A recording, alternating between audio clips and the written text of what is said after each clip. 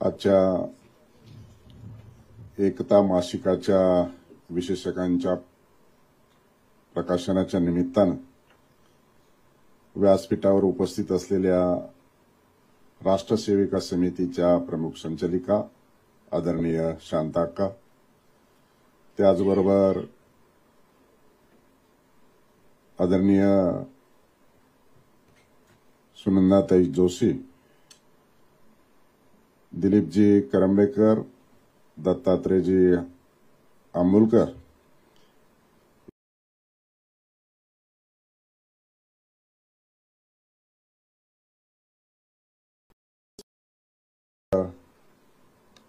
सभागृहातील सन्माननीय व्यक्ती, पुण्यश्लोक अहिल्यादेवी होळकर यांच्या त्रिशताब्दी जन्मवर्षाच्या निमित्तानं एकता मासिकाच्या माध्यमातून जो विशेषांक आपण प्रकाशित आज केलेला आहे, खरं तर मी माझं भाग्य समजतो की आपण त्रिशताब्दी जन्मवर्षाच्या निमित्तानं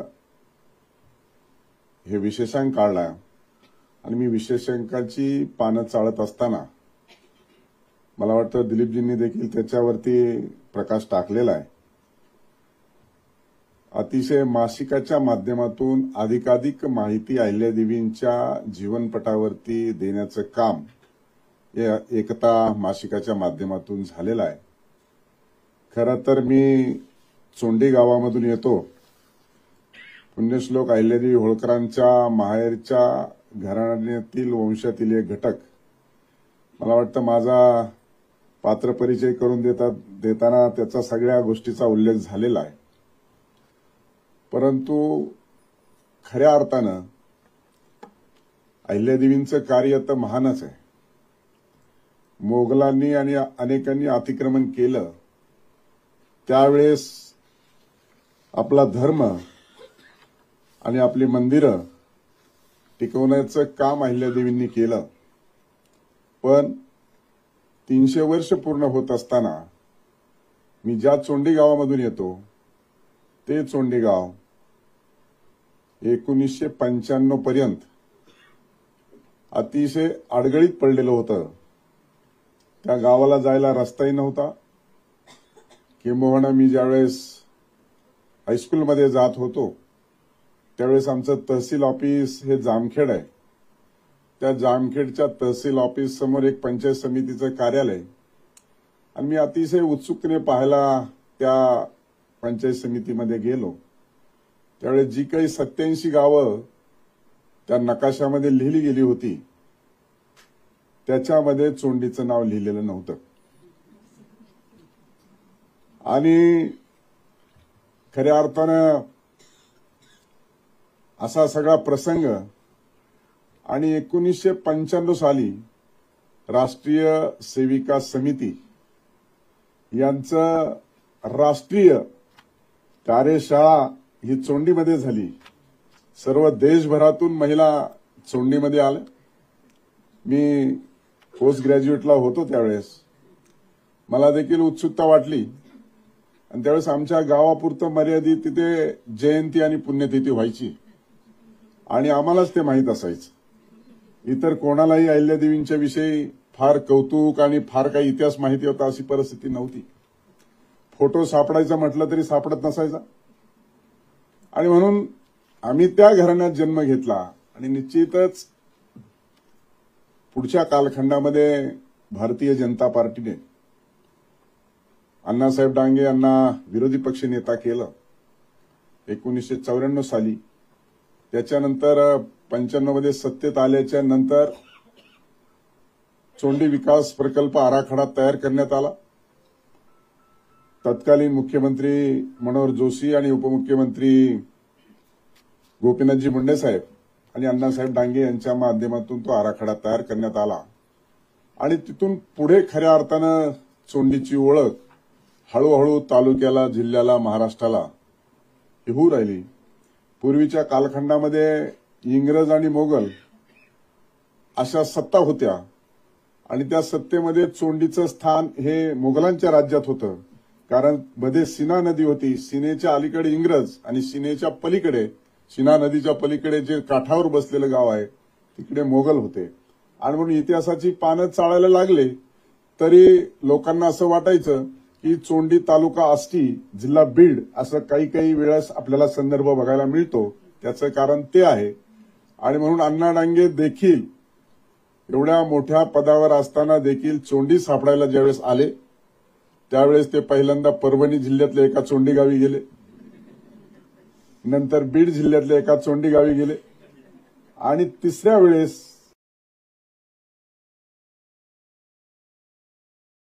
होतो. माहिती असणं आवश्यक आहे म्हणून मी माझा मूळ माहिती देणं माझं कर्तव्य समजतो. आणि मी दरम्यानच्या काळात मी कॉलेज जीवनापासूनच पुण्यश्लोक अहिल्यादेवी होळकर मित्रमंडळाच्या माध्यमातून काम करायचो आणि तसाही वर्गात पहिलीपासून शिक्षण घेत असताना मी मॉनिटर असायचो. त्याच्यामुळं राजकारणाची ओढ तर होतेच. आणि मग मला त्यांनी सांगितलं की तू या प्रकल्पाचा सदस्य होणार का. मी सिनियर लेक्चरर असताना देखील या गोष्टीकडे वळालो. माझा कुठलाही राजकीय संदर्भ नसताना हे पुण्यश्लोक अहिल्यादेवी होळकरांचा जन्मगावचा विकास करण्याच्या दृष्टिकोनातून शासनाने समिती गठीत केली आणि त्या समितीचा सदस्य म्हणून अतिशय चांगल्या पद्धतीनं काम करू शकलो. आणि म्हणूनसाठी 1996ला मग देशाचे राष्ट्रपती डॉक्टर शंकरदयाळ शर्मा देखील 11 सप्टेंबर 1996 रोजी तिथे भेट दिली. मला वाटतं केंद्रीय मंत्री बंडारू दत्तात्रय, लोकसभेच्या अध्यक्ष सुमित्राताई महाजन देखील एका जयंतीच्या कार्यक्रमामध्ये उपस्थित होत्या आणि राज्याचे मुख्यमंत्री, उपमुख्यमंत्री आणि अनेक मंत्री तर अनेक वेळा त्यामध्ये उपस्थित होते. आणि मग हे जन्मस्थळ हे प्रत्यक्षात समोर आलं आणि त्याची कुतूहलता सगळ्यालाच जाणवायला लागली. आता अतिशय चांगल्या पद्धतीनं चोंडीचा सर्वांगीण विकास झालेला आहे. चोहोबाजून यायला अतिशय चांगल्या प्रतीचे रस्ते आहेत. लवकरात लवकर येऊ शकतो. पूर्वी नगर अहिल्यानगरचं अहमदनगरचं नाव अहिल्यानगर करण्यात देखील जयंती समिती आणि मी त्या जयंती समितीचा स्वागताध्यक्ष म्हणून गेल्या 2 वर्षाच्या कालखंडामध्ये यशस्वी झालो. औरंगाबादचं नामकरण व्हायला 40 वर्ष लागली. अहिल्यादेवींचं नाव असलेलं जिल्हा आणि जन्मगाव असलेला जिल्हा 16 महिन्यामध्ये अहमदनगरचं अहिल्यानगर झालं. आणि त्याच्यामध्ये सांगायची एक गोष्ट चांगली की अहिल्यादेवींच्या नावाची मागणी केली. आदरणीय देवेंद्रजी फडणवीस साहेबांनी त्याचा दुजोरा दिला. एकनाथ शिंदे साहेबांनी ते जाहीर केलं आणि 16 महिन्यात लोकसभेच्या अगोदर तो प्रस्ताव दिल्लीला गेला आणि विधानसभेपूर्वी त्याची अंमलबजावणी झाली. 16 महिन्याच्या कालखंडामध्ये अहिल्यानगर झालं. याच्यातली महत्वाची गोष्ट आहे की राजकारणामध्ये एक म्हटलं की दुसरा 2 म्हणतो आणि त्यात महाविकास आणि महायुतीच्या काळात तर काही खरं जे चांगलं म्हणलं तरी ते समोरचं वाईट म्हणायचं. असं साधारणतः गेल्या 5 वर्षातलं आपण सगळ्यांनी अनुभवलंय. पण अहमदनगरचं अहिल्यादेवी करताना कोणत्याही पक्षाने, नेतृत्वाने विरोध केला नाही.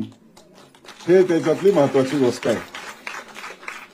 आणि म्हणून रुपालीताईंना मी खऱ्या अर्थाने मनपूर्वक धन्यवाद यासाठी देतो की आपण त्रिशताब्दी जन्म वर्षाच्या निमित्तानं वर्षाच्या प्रारंभीच आपण अतिशय वाचकांच्यासाठी हा विशेषांक त्यांच्या हाती पडावा आणि एक संदर्भ समृद्ध विशेषांकाची निर्मिती केली. त्याबद्दल त्यांचं मी मनपूर्वक असं अभिनंदन करतो.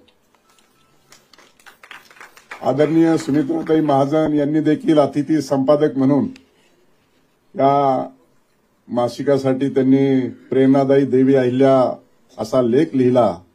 मला वाटतं सुमित्राताई महाजन इंदोरमधून 9 वेळा निवडणूक कंटेस्ट केली आणि 9 वेळा जिंकल्या.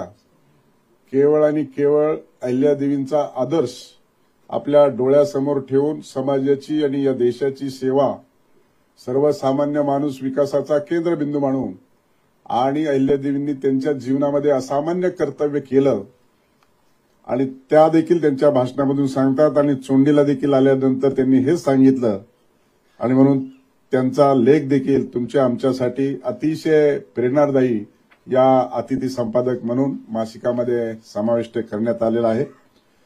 पुण्यश्लोक अहिल्यादेवी होळकरांचं महान कार्य तुमच्या आमच्या समोर डोळ्यासमोर आहे आणि मग त्यांनी ज्या ज्या क्षेत्रामध्ये काम केलं, खरं तर आज तागायत आपला देश हा पुरुषप्रधान आणि पुरुषप्रधान संस्कृती असलेला देश आहे. अहिल्यादेवींचं त्रिशताब्दी जन्मवर्ष म्हणून आपण साजरं करायला निघालो आहोत आणि मग आपल्या देशात कधीतरी स्त्रियांना कोणतं स्थान होतं हे सगळ्यांना पुण्यामध्ये मी सांगण्याची आवश्यकता नाही. त्यामुळं त्या काळात अहिल्यादेवींनी हे असामान्य कर्तव्य करून तुमच्या आमच्या समोर हा इतिहास रचून ठेवला आणि पती गेल्याच्या नंतर सती जाण्याची जी चाल होती त्यांनी आपल्या सासऱ्याचं म्हणणं ऐकून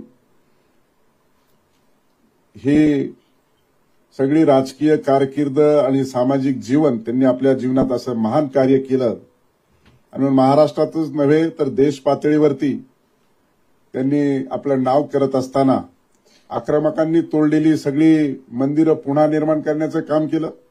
मला वाटतं दिलीपजींनी देखील त्याचा नामोल्लेख जो केला, मी देखील वाराणसीच्या कॉरिडॉरमध्ये 2014 पूर्वी देखील गेलो आणि आता देखील गेलो. त्यावेळेस मला पाहायला मिळालं की 1780 साली काशी विश्वेश्वराचा जो जीर्णोद्धार केला तो पुण्यश्लोक अहिल्यादेवी होळकरांनी केला आणि त्याच्यानंतर 2022 मध्ये आदरणीय नरेंद्रजी मोदी यांच्या माध्यमातून त्याचा पूर्ण कॉरिडॉर निर्मिती करण्याचं काम केलं. अशा पद्धतीचा देखील 12 ज्योतिर्लिंगाचा त्यांनी पुनर्विकास केला, घाट बांधले, धर्मशाळा बांधल्या. एक न्यायप्रिय आणि कर्तबगार महिला शासक म्हणून तुमच्या आमच्या समोर ते आज देखील आदर्श आहेत. सैन्यामध्ये महिलांची तुकडी निर्मिती केली. त्याचबरोबर शेतकऱ्यांना करमाफी असेल, तलाव विहिरीच्या माध्यमातून सिंचनाच्या सुविधा देखील प्राप्त करून दिल्या. आजच मी अहिल्यानगर जिल्ह्यामध्ये आदरणीय देशाचे पंतप्रधान विश्वनेते नरेंद्रजी मोदी यांनी एक राज्याला आणि देशाला स्वामित्व योजना आज दिली. त्याच्यामध्ये 7/12ची जर निर्मिती कोणी केली असेल तर ती पुण्यश्लोक अहिल्यादेवी होळकरांनी निर्मिती केली आणि आज आपलं स्वामित्व योजनेच्या माध्यमातून हे जे कार्ड दिलं आहे आज ते त्याचाच एक भाग म्हटलं तर वावगं ठरणार नाही. गोपालनाचा पुरस्कार केला. दुर्मिळ ग्रंथाची हस्तलिखिते तयार करून ज्ञानदानाचा देखील पुरस्कार केला. संस्कृत पाठशाळा असतील, गोरगरिबासाठी अन्नछत्र उभारले आणि अशा पद्धतीनं त्यांनी त्यांच्या जीवनामध्ये आदर्श असं काम करण्याचा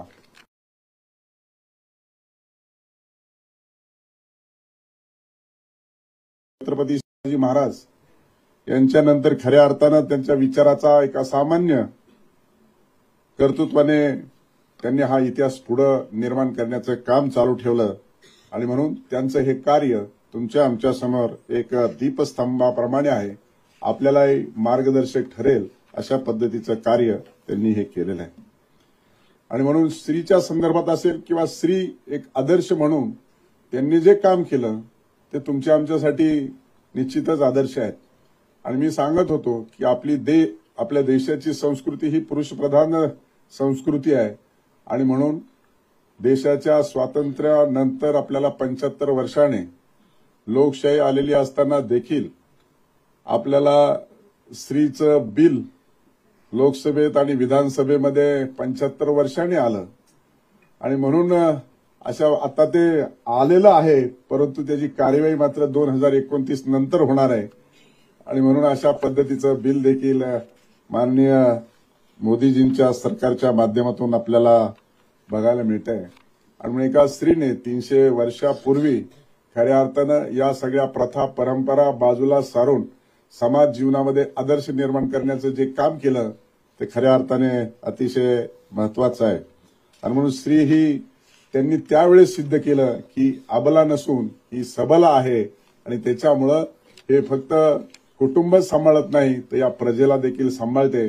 अशा पद्धतीनं अहिल्यादेवींनी महान कार्य त्यांच्या कालखंडामध्ये केलं आणि म्हणून आम्ही आता सर्वजण त्यांना माता आणि देवी अशा पद्धतीचा देखील नामोल्लेख करतो. किंबहुना पुण्यश्लोक ही अतिशय असामान्य पदवी त्यांच्या नावासमोर लागलेली आहे. म्हणून असा एक अतिशय चांगला प्रसंग आणि या समारंभास मला निमंत्रित केलं. निश्चित स्वरूपामध्ये मी आनंदी आहे, परंतु हा विशेषांक जास्तीत जास्त लोकांपर्यंत पोहोचला पाहिजे आणि ही पोहोचण्याची व्यवस्था देखील करावी. माझ्यासारख्या व्यक्तीवर जे आपण काही जबाबदारी दिली त्या निश्चित स्वरूपामध्ये ती मी पार पाडेल. कारण मी आता पात्र परिचय करून देत असताना मी पुण्यश्लोक अहिल्यादेवी होळकरांच्या माहेरच्या वंशातील एक घटक म्हणून, जसं तुम्हाला सांगितलं, महिलांची संख्या मोठी आहे. 75 वर्षात पुरुष प्रधान संस्कृती असताना न्याय मिळाला नाही. देखील अहिल्यादेवींच्या, मी ज्या धनगर समाजातून येतो, मी त्या पदावर गेल्याच्या नंतर ज्यावेळेस बाहेरच्या राज्यातून फोन आले त्यावेळेस कळालं की महाराष्ट्रात तर या संविधानिक पदावर मी पहिलाच आहे, पण देशात देखील पहिला आहे. आणि वरिष्ठ सभागृहामध्ये असून देखील माझ्या एवढ्या कमी वयामध्ये मला हे पद भूषवता आलं. आणि म्हणून हे पक्षाचं, पार्टीचं, नेतृत्वाचं प्रामाणिकपणे काम करत असताना, विश्वासाने काम करत असताना खऱ्या अर्थानं ही जबाबदारी मिळाली. त्याच्यामुळे मी माझं हे कर्तव्य समजतो की तुम्हाला सहकार्य करायची माझी भूमिका आहे. सरकारचं ते कामच आहे. आमचा सांस्कृतिक विभाग असो की आणखी दुसरा कोणताही विभाग असो, मंत्री असला तरी तो एक खात्याचा असतो. मी मात्र खालच्या आणि वरच्या सभागृहाचा सर्वोच्च सभापती आहे. त्यामुळं मी टाकलेला शब्द किंवा मी केलेला फोन खाली जाणार नाही आणि अहिल्यादेवीच्या संदर्भात तर जातच नाही, हे माझा अनुभव आहे. त्याच्यामुळं पराजय होऊन देखील 288 आमदारामध्ये मीच एकटा पराजित असा आमदार आहे. 1243 मतांनी माझा पराजय झाला. एका बलाढ्य शक्तीच्या विरोधात लढा दिला. 622च्या फरकाने पडलो. परंतु जे कोणत्या 288 मध्ये आपलं 236चं बहुमत आहे की जे की महाराष्ट्राच्या निर्मितीनंतर एवढ्या मोठ्या प्रमाणामध्ये बहुमत कधीच मिळालं नव्हतं, अशा सभागृहामध्ये मला जाता आलं नाही. पण त्या दोन्ही सभागृहाच्या सर्वोच्च पदावर मात्र जाता आलं. आणि म्हणून सभापती म्हणून काम करत असताना माझा देखील नवीनच अनुभव आहे. परंतु उच्च शिक्षित असल्यामुळे ग्रास्पिंग पॉवर तशी देवानी बरी दिलेली आहे.